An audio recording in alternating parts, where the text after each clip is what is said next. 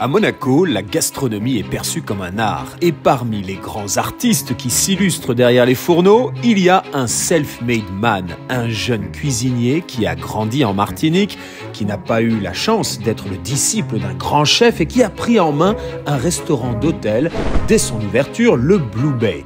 En quelques années, avec sa cuisine originale et vivante, à la fois caribéenne et méditerranéenne, il a décroché une première, puis une seconde étoile Michelin. Nous avons souhaité partir à la rencontre du chef Marcel Ravin et c'est au marché de la Condamine qu'il nous a donné rendez-vous. Ils sont beaux ceux-là.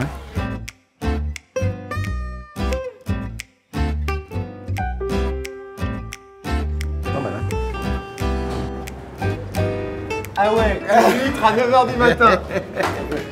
Tu sais, quand, on ne peut pas y échapper quand un produit on a un coup de cœur.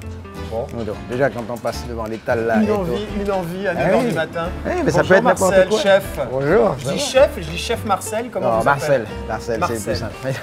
Bonjour. Pascal, mon adjoint. Anthony. Ah, très bien, votre adjoint. Oui. Vous faites les courses ensemble. Exactement. Il faut prendre but quand on voit les produits. Et ça, vous faites ça tous les matins? Ou bien c'est une fois de temps en temps? Une fois de temps en temps. Même des fois, je viens avec ma fille. Alors, le dimanche, le marché nous inspire. Moi, j'aime bien, même si on a des jardins, on a des choses comme ça. Mais je trouve que c'est tellement amusant de pouvoir passer sur le marché, même si on n'achète pas toujours, mais de regarder, de respirer cette atmosphère. C'est super agréable et quand on arrive, il y a toujours quelque chose qu'on va prendre. Et d'ailleurs, il me semble qu'aux Antilles, vous n'avez pas un restaurant qui s'appelle l'Oursin? Oui. À la Martinique? Oui, qui s'appelle l'Oursin. Mais chez nous, les oursins, ils sont blancs. Ah. À la Martinique. Oui. J'ai un restaurant, moi, j'adore les produits de la mer, de toute façon, puisque moi, je suis né dans les îles. Marcel est né dans les îles, mais aujourd'hui, son cœur est rouge et blanc aussi. C'est à 17 ans, CAP en poche, qu'il quitte la Martinique et débarque en Alsace où il est employé comme cuisinier à tout faire. Il travaille dur, traverse de nombreuses épreuves et atterrit finalement au Monte Carlo Bay en 2005 où il prend les commandes du Blue Bay. Depuis 20 ans, Monaco est sa maison. C'est l'endroit où vous avez le plus vécu finalement? C'est l'endroit où j'ai le plus vécu, mais pourquoi? Parce que j'ai été très bien accueilli depuis le début. Ouais. Et puis je suis venu à Monaco, j'avais 22 ans, 23 ans et je crois qu'il y a eu quelque chose qui s'est passé à ce moment-là. Je m'étais promis un jour d'y revenir et puis voilà, je me retrouve ici et ça fait 20 ans que je travaille en principauté. Alors bien sûr, oui, je me sens un peu... Bon, il y a tout ce qu'il faut pour vous épanouir. Là, on est sur la place du marché de la Condamine. Vous êtes un chef multi-étoilé. La Blue Bay, 2 étoiles. Ouais. Maintenant, vous êtes en charge de l'Elsa, au Monte Carlo Beach. Oui. Clairement, vous visez une étoile. Pour mes équipes et pour la destination et tout et le rayonnement de ce pays qui est Monaco, je pense qu'il est important que nous puissions participer à cela et montrer au monde que nous sommes aussi une destination de haute gastronomie. Bien sûr. Donc il n'y a pas forcément de recette. Il n'y a pas de recette. Ce qu'il faut, c'est voir comment vous faites. Il n'y a pas de recette. Il faut de l'intuition, il faut de l'envie. Il faut de l'audace. De l'audace. Oui. Il y en a de l'audace là ou pas? Il y en a beaucoup. Il y a de l'audace, de la créativité. Vous, le rôle, c'est quoi? C'est de se mettre au service de l'audace? Exactement. Ou bien c'est de calmer un peu l'audace? Il faut un peu des deux, parce qu'il ne faut pas non plus... Donc c'est de doser? Voilà, c'est le dosage qui est important. Oui. Parce qu'il ne faudrait pas empêcher la créativité en disant « Ah non, mais technique... » De toute façon, le chef, il ne faut jamais lui dire « Non, c'est pas possible, on ne peut pas. » Okay. Au contraire. On essaye. Plus c'est pas possible. Plus c'est pas possible, plus c'est... Ah ouais? Parce qu'en fait, je crois que quand on parle du dépassement de soi, ça existe. C'est quelque chose qui fait que ça nous bouscule, ça nous... les tripes, elles se serrent et tout. Et il y a une forme en même temps de souffrance quand même dans la créativité. Alors, dans le dépassement de soi et la souffrance, elle est du côté de ma femme quand je cuisine. Dans le dépassement de soi, j'aimerais bien en faire preuve un petit peu aujourd'hui et apprendre à cuisiner un truc simple. Et revenir ce soir à la maison et impressionner ma femme. Choisis ce que tu veux. Non, vous me dites, est-ce qu'il y a un petit plat, un petit truc facile? On va chercher les produits ensemble, vous me montrez comment vous les choisissez. Okay. Vous, visiblement, vous payez, c'est génial. mais vous me montrez comment vous choisissez, et moi j'essaye d'apprendre. Okay, mais... Je ne vise pas les étoiles, moi. Non, pas de problème, mais c'est aussi, on peut faire le chemin inverse. Hein. Ouais. Tu me dis, j'aimerais travailler tel légume, comment je pourrais le faire de manière simple et rapide sans que je passe des heures au fourneau. Ça, c'est possible aussi. D'accord. Mais l'artichaut, par exemple? Bon, l'artichaut, bon, là, il faut savoir tourner l'artichaut. Hein. Ah bah voilà, ça y est. Voilà. Voilà. Le chef me dit, c'est à toi de me dire, tu fais ce que tu veux, etc. Je dis l'artichaut. Oui, mais il y a quand même un petit travail sur l'artichaut. Ouais. Ok. Mais l'artichaut, après, tu peux le feuiller. Non, bien sûr. Ou la carotte, alors? La carotte, oui. Mais l'artichaut, on peut la faire aussi très simple, sans que tu les feuilles. Mais après, il y a un petit travail, quand même, qui va nécessiter que tu enlèves les premières feuilles et tout, pour pouvoir manger le meilleur de l'artichaut, qui est le cœur de l'artichaut. La carotte, c'est complètement différent. La carotte, tu la prends, tu la laves tout simplement. Tu peux la mettre juste pour aller très vite à la maison. Hein. Une feuille de carotte, je ne vais pas impressionner ma femme avec ça. L'artichaut, je peux l'impressionner. Ça dépend et tout, de ce qu'on y mettra dans la carotte. Bon, alors, je propose que Pascal arbitre carotte ou artichaut? Carotte. Pour vous, hein. Allez. Moi, j'aurais dit l'artichaut. Eh oui, carotte pour vous. Tu as fait le choix des carottes. Oui. Franchement, tu peux l'impressionner. Et toi, on va pas faire des carottes râpées. Mais qu'est-ce qu'on va faire alors avec des carottes? On va enlever les fans. Ouais. On va les garder. Comme ça, on va juste les laver comme il faut. Et tu les mets juste pour aller très vite. Voilà. Dans un papier d'alu, avec un peu d'huile d'olive. Basta. Et tu les cuis comme ça. À côté, tu vas préparer une toute petite sauce. Comme un pesto. Tu vas récupérer les jeunes feuilles, là. Parce que tu vois, ce qui est important, c'est d'essayer de voir comment on peut utiliser tout le produit dans son ensemble. Et donc, rien ne se perd. Non. Et donc, tu prends une partie de ces feuilles et donc, que tu vas juste blanchir comme ça dans l'eau. Et ensuite, tu vas mixer ça comme un pesto avec un peu de miel, de l'huile d'olive, un trait de jus d'orange, du sel et du poivre. Quand ta carotte elle est cuite, il y a une concentration de goût de cette carotte. Tu prends cette sauce que tu remets sur la carotte et tout, et je te garantis que tu vois, ça te changera de la carotte râpée. Mais après, si tu veux un brin d'audace, tiens, tu vois, par exemple, tu prends cette mandarine, par exemple, tu vas récupérer, tu vois, ces petits quartiers-là. Tu vas juste les couper en trois comme ça pour avoir des petits segments. Et c'est ça qui va faire la sauce. Quand tu vas presser ton petit trait d'orange et un trait de jus de citron, tu vas mélanger tout ça ensemble. Quand ta carotte elle est cuite, tu balances ces petits segments de mandarine sur cette sauce un peu verte, un peu mielée et un peu acidulée. Et avec ces notes d'agrumes. Tu n'as même pas besoin de mettre un produit animal avec. Si tu veux manger léger, simple, efficace. Mais si tu veux vraiment encore plus bluffer ta femme, on peut aller encore bien plus loin dans la recette. Ouais. Et tu sais quoi? On va ajouter une pointe de gingembre. Il faut avoir de l'audace.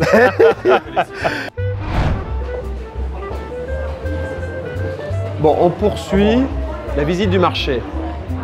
Là, on va où, chef? On va voir mon ami El Mercado, chez José. D'accord. Bientôt.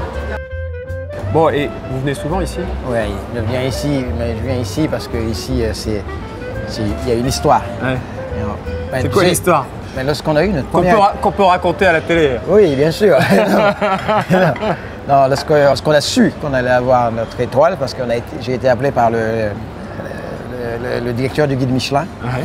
À l'époque, c'était Michael Ellis. Ça, c'est quoi, 2015? 2015. 2015. Et il vous appelle avant? 24 heures avant. Ouais. Mais il faut qu'on ne dise rien à personne. D'accord. Et ni aux journalistes, à personne. Et à part aux équipes et tout, qu'on demande après de garder la confidentialité. Et je dis aux équipes, ça y est, on a une étoile. Et donc, la première personne que j'appelle, je lui dis, bon, tu dis rien, mais je veux amener mes équipes et on veut faire ça chez toi de manière discrète. Après le service, t'imagines, après le service du restaurant. C'est-à-dire qu'il était 23h, à l'heure espagnole. On arrive chez José. À l'heure espagnole. Écoute, José, à 23h, on vient prendre le goûter chez toi. C'est ça. À 23h. J'étais en train d'ouvrir la porte de la voiture, je rentrais chez moi. Oui, qu'est-ce qui se passe? J'ai refermé. José, on a les trois, on vient chez toi ce soir. On a débarqué, on était au moins une cinquantaine avec eux. Qu'est-ce qu'on ressent quand on apprend qu'on va recevoir sa première étoile Michelin? En fait, je ne sais pas ce qu'on ressent, mais en tout cas, ce que je remarque, c'est la fierté des autres et tout qui sont heureux pour nous. C'est de tous mes collègues, de tous ceux qui m'accompagnent, même ceux qui ne travaillent pas forcément avec nous en cuisine. Lorsqu'on a annoncé l'étoile, les femmes de chambre couraient dans les couloirs et tout. On a notre étoile. C'était incroyable. Et quand j'appelle José, pareil, pour lui dire que, écoute, et que tu arrives là, tu sens que le mec il est fier de nous, il est fier que c'est leur étoile aussi. C'est la Coupe du Monde en fait. Eh oui. On gagne la Coupe du Monde. On avait déjà un partenariat avec des produits, d'accord, qui n'étaient pas identifiés dans le restaurant qui avait l'étoile. Mais par contre, on a vécu tout ça avec tous les staffs. Au premier, j'ai dit mais combien vous êtes? On arrive une quinzaine. 50 à 60 personnes. Le local, la bodeguita, pour ceux qui l'ont connu, faisait 27 mètres carrés. Donc tout le monde dehors en terrasse. Évidemment, ça devait être confidentiel.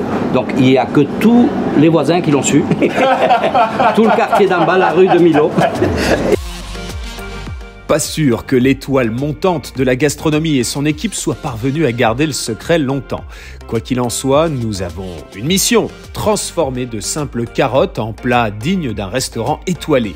Et notre chef trouve l'inspiration chez le fromager, avec le brooch, ce fromage emblématique de l'île de Beauté, fabriqué à partir du petit lait issu de la fabrication d'autres fromages. Et ça tombe bien, Pascal, l'adjoint du chef, est corse. Ce sont donc tous les deux des insulaires. Entre eux, ils s'appellent des Iliens. Après le marché, direction le Monte Carlo Bay, où le Blue Bay a été entièrement rénové récemment pour en faire un luxueux écrin aux courbes organiques sur le thème des 5 éléments. Ah oui, vous avez complètement refait la déco. Oui, on a refait ce restaurant qui était avant une très grande salle à manger. Ouais. Et on a voulu faire quelque chose qui soit à l'image de la cuisine que l'on propose ici. Et j'aime à dire que c'est une case créole moderne parce que tu vois, il y a beaucoup de bois. Une case créole moderne. Bien sûr. Oui, non, mais c'est vrai parce que tu vois, quand tu regardes les tapisseries et tout, c'est quand même de la végétation, de la verdure, on dirait des feuilles de palme. Et donc, ça, c'est la table de Marcel. Alors, c'est Iva. Iva. Le nom de votre grand-mère. Oui, et de ma fille. Et de votre fille. Votre grand-mère qui vous a appris à cuisiner. Ma grand-mère qui m'a appris à cuisiner, mais ma grand-mère qui m'a appris, avant de me prendre à cuisiner, elle m'a appris à goûter. D'accord. Et ensuite, elle m'a donné des petites astuces par mes questions que je lui posais. Et, appris à goûter, ça veut dire quoi? Quand elle prépare... Apprendre à avoir du goût, apprendre à savoir savourer, à savoir doser, ça veut dire quoi? C'est aussi tout ça en fait, c'est à savoir goûter, c'est à savoir savourer. Et quand elle cuisinait, il y avait toujours un petit bout et tout qui m'attendait. Ou parfois j'allais piocher dans la marmite.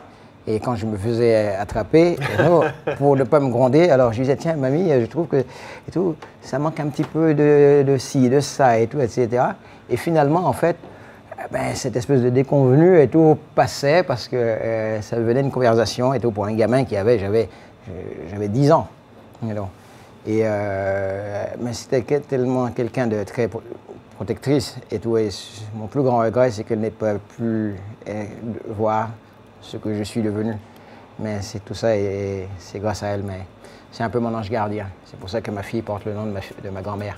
Élevé dans la petite ville du Diamant en Martinique, Marcel découvre sa vocation auprès de sa grand-mère, Ivanès, Iva. Elle possédait des poulets, des cochons, des chèvres et avait un jardin avec ses patates douces et haricots. Marcel Ravin aussi a son potager de 400 mètres carrés sur le toit de l'hôtel où il cultive ses propres légumes avec Terrae. Au Blue Bay, Marcel a voulu créer un restaurant dans le restaurant, pouvant accueillir jusqu'à 8 convives pour partager un dîner sur mesure en 20 étapes. Le chef cuisine devant les clients, un espace de partage, de conversation, de création. Là, c'est une cuisine qui est complètement sans filet. Il n'y a pas de test, il n'y a pas... C'est l'interprétation qui est mise en mouvement. Bon, moi j'ai des carottes à mettre en mouvement. Allez, il est temps de se mettre au fourneau et de relever notre défi avec Marcel, tenter d'impressionner ma femme à partir d'un légume très simple, la carotte. La meilleure cuisine, c'est celle de nos grands-mères, c'est celle de nos parents, c'est le plaisir de cuisiner pour l'autre.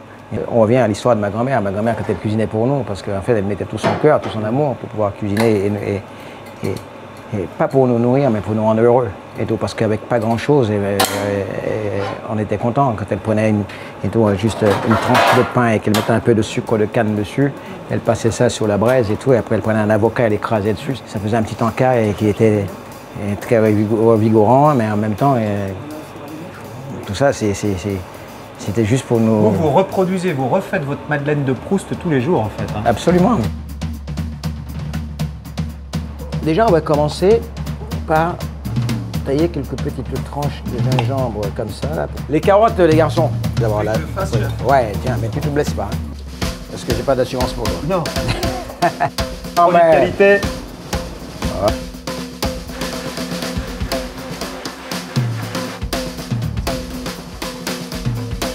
C'est magique. On se sent bien ici. Hein. Ça Vraiment. va le corail? Oui, parce que moi, voilà, le corail, ça protège. Le corail, ça protège, et puis en même temps, c'est un peu moi. Ouais. C'est mon histoire. Et donc, je suis né dans une île, et donc, entouré d'eau, et là, regarde, on a la mer juste en face. Et donc, c'est comme si... Et de l'autre côté, il y a le Monte Carlo Beach, Eh oui. il y a l'Elsa. Ça, c'est le nouveau défi. Oui, en fait, je pense que ma vie, elle est faite de beaucoup d'histoires. Non, j'ai souhaité, j'ai rêvé, j'ai imaginé. Quand je suis arrivé sur Monte Carlo Bay, je voyais le Monte Carlo Beach en face. Et je suis venu à Monaco, je me dis un jour, je travaillais à Monaco et je me suis dit, ben, ce serait bien si j'avais un restaurant aussi en face là-bas. Et le jour où le président Valéry m'a proposé de prendre Elsa, c'était comme une espèce de providence. Et je lui ai dit oui tout de suite. Et je lui ai dit, vous savez quoi, on va créer une histoire. Elsa a eu une étoile et l'a perdue. Ouais. Et là, il faut aller la reconquérir. C'est l'objectif qu'on s'est fixé, et nous, de récupérer cette étoile, parce que c'est vrai que c'est un endroit incroyable, et je pense que c'est une petite maison qui a le mérite d'être aussi dans le milieu de la haute gastronomie. Et Elsa, nous avons créé ce concept, et tout. En venant, là, je me suis dit, voilà, ce restaurant, il est posé aussi sur la mer. C'est pour ça que dans ce restaurant, de l'entrée jusqu'au dessert, tout tourne autour de la mer. Ouais. Jusqu'au dessert? Jusqu'au dessert. Ouais. La cuisine, il y a des possibilités qui sont extrêmes. Là, vous allez nous surprendre. C'est pas de la fusion. Et non. C'est pas moi qui l'ai dit, mais je n'ai jamais voulu que ma cuisine, on puisse la qualifier comme une cuisine de fusion. Parce que c'est vrai que la fusion peut amener à cette confusion, et moi je ne veux pas de confusion dans ma cuisine. Je veux, plus de l'émotion. Je veux que... Il ne faut pas que ce soit expérimental et que ce soit technique. Ni expérimental, même s'il y a une grande technicité. Émotion, il faut éveiller les sens. Il faut éveiller les sens. Ouais. Mais il n'y a rien de plus beau que quand on est assis avec des gens avec qui on a envie de partager un déjeuner, un dîner, de se dire à un moment donné qu'on s'arrête, même dans la conversation, qu'est-ce que c'est bon. Mais je ne sais pas si on imagine ce moment où on s'arrête et on dit « Waouh !» Mais en fait, il y a une espèce de joie, de bonheur qui... Donc l'idée, c'est pas de faire ressentir tout le travail, tout le savoir-faire qu'il y a derrière chaque plat. L'idée, c'est de procurer juste du plaisir. Oui, du plaisir, parce qu'en fait, c'est ça la beauté de la vie. Ouais. C'est de rendre les gens heureux. Dans ces restaurants, le chef veut générer du bonheur. Il faut dire que ses débuts en métropole n'ont pas toujours été heureux. Marcel Ravin a toujours eu des batailles difficiles à mener. Quand vous avez connu beaucoup de coups dans votre vie, vous finissez par vous forger une forme de... Pourquoi vous avez connu des coups? Moi, je suis arrivé dans les années 80. C'était quand même très fermé. Le milieu de la gastronomie? Le milieu de la gastronomie. Le milieu de la gastronomie. Ça veut dire quoi? On ne parle pas de quelqu'un qui débarque des îles? Oui, et puis bon, quand même, j'étais un peu à part. Et tout. On n'avait jamais vu de cuisinier, forcément, même si je suis français, et non, il n'y a pas de problème avec ça et tout, mais en fait, ma couleur a été un obstacle dans mon parcours.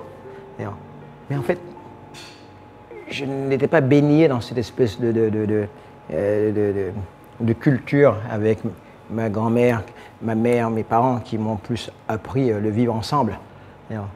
et que finalement, quand Pourquoi? on me refusait, je ne comprenais pas. La haute gastronomie, c'est un truc de blanc? Ah, c'était ça à l'époque, hein, et tout. Attention, il fallait être l'élève de quelqu'un, il fallait être... et puis bon, en fait, dans toutes les cuisines, on le voyait, et tout, hein, les plongeurs, c'était des gens qui venaient des pays d'Afrique et tout, etc. Donc les métiers nobles en cuisine, c'était pour les blancs, oui, bien sûr. et la plonge, Combien c'était pour les de blancs. cuisiniers noirs qui existent dans ce milieu? Ça existe, mais c'est ce que je transmets à mes garçons. Je dis, mais en fait, vous êtes votre propre ennemi. Il ne faut pas s'imposer de limites. Il ne faut pas s'imposer de limites. On ne veut pas de toi là, c'est pas grave et tout, mais tu ouvres une autre porte. Au contraire, il faut puiser de la motivation là-dedans. Mais bien sûr. Et puis, il ne faut pas être dans cette espèce de rancœur et de séparation ou de communautarisme et tout. Pour moi, je n'aime pas ce mot. Je pense que nous sommes tous égaux. C'est pas moi qui l'ai dit, hein, le sang qui coule, il est rouge. Et nos globules sont rouges et blancs? Absolument. Et puis le mélange des cultures et le mélange des cultures, c'est ce qui fait la beauté du monde. Et tout. Moi, je me qualifie comme un enfant du monde. Mais vous avez une revanche à prendre? Je n'ai pas une revanche, j'ai envie simplement que ceux qui pensent et qui gardent au fond d'eux cette espèce de frustration en disant que oui, c'est pas pour nous, que c'est faux. C'est possible. C'est possible pour nous tous, à condition de le vouloir. Votre coup de gueule, il y a quelques années, au dîner des grands chefs, avec Emmanuel Macron, etc., et tous les grands chefs de cuisine, et vous êtes arrivé avec votre carton d'invitation, et on vous a dit non, vous n'êtes pas sur la liste. Malgré une invitation nominative, il s'est vu refuser l'entrée à l'événement. Il y a un vigile qui me dit, bon, écoutez, vous n'êtes pas sur la liste pour l'instant. Je ne vous trouve pas sur la liste. Mais si vous pouvez attendre 5 minutes. Toute la question est de savoir s'il a été victime de discrimination, Alexandre Astier. Et vous êtes reparti, vous avez mangé votre andouillette sur le trottoir. Et là, vous avez fait un post sur LinkedIn ou Twitter, je ne sais plus, sur les réseaux sociaux. Et grâce à mon fils. Ouais. Parce que je ne l'aurais pas fait. Mon fils. Là, vous avez dit quoi? Vous étiez persuadé que c'était de la discrimination? Et ça l'était pour vous? Beaucoup de gens vont dire que c'est une erreur, mais je pense qu'il y a une forme de discrimination. Parce que moi, je l'ai vécu, ça aurait été quelqu'un d'autre, on se serait déplacé. On m'a décrit en fonction de ma couleur. Qui est-il? D'accord. Là, vous êtes retrouvé en fait face à l'hôtesse ou face au vigile. Ou au vigile. Oui. Et qui a dit, ah ben non, vous n'êtes pas sur le listing. Oui, et il fallait appeler quelqu'un de l'organisation. Et la question posée, bon, c'est qui? Et lui, il dit, bon, ouais, c'est un black. D'accord. En fait, moi, j'ai senti ça plus comme une humiliation. Et donc, en me disant, mais pourquoi il n'y en a pas un qui a osé se déplacer pour voir qui j'étais? Pourquoi on a voulu me qualifier en disant, oui, c'est un... Et donc, si on n'a pas dit, c'est Marcel Ravin. C'est un black. Si on avait dit c'est un blanc, je ne sais pas si ça s'est passé pareil. C'est pas une question de truc, mais c'est ce qui m'a le plus marqué. Et c'est là où je me suis dit, mais en fait, on a encore du chemin à faire. On a encore du chemin à faire. Ici, ça s'appelle comment maintenant? Ici, ça s'appelle le Blue Bay Marcel Ravin. C'est une volonté. Vous vous rendez compte de ça? À Monaco, il y a Alain Ducasse, il y a Yannick Aleno, il y a Marcel Ravin. Ça fait 20 ans que je travaille ici. C'est génial. Ça fait 20 ans que je suis fidèle à la principauté. Ouais. C'est pas moi qui ai décidé que ça s'appelle Blue Bay Marcel Ravin. C'est le groupe Monte Carlo SBM qui a décidé. Non, mais au-delà de la politique. Oui, mais c'est le groupe. Quand on se rend compte. Oui, mais quand le groupe décide ça, c'est que ça finalement ils reconnaissent qu'il y a un travail qui est fait. Ils reconnaissent une fidélité, ils reconnaissent une fierté d'appartenance. Et donc, en fait, oui et non. Ben, ça nous rend fiers, et tout. Mais moi, ça me rend fier en me disant, bon voilà, enfin, ils portent mon nom, je sais que je ne suis pas chez moi. Mais je me sens chez moi quand même. Et tout. Chef, les carottes sont cuites. Beau, il est bien plus grand. Chef. Je pense que les carottes sont cuites. Ah, les carottes sont cuites. On pourra en parler longuement. Hein, t'as vu comme ça coupe là? Petite vinaigrette. On va parsemer un peu comme ça dessus.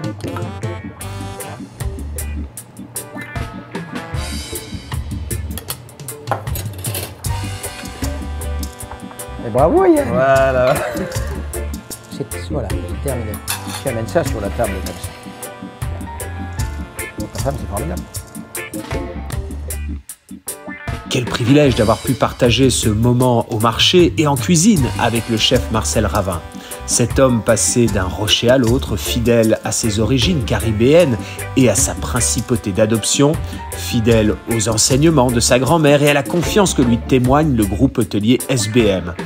Une belle rencontre, pleine d'audace. Et je suis rentré chez moi avec ma carotte façon Marcel en disant « c'est moi qui l'ai fait ». Ma femme ne m'a pas cru.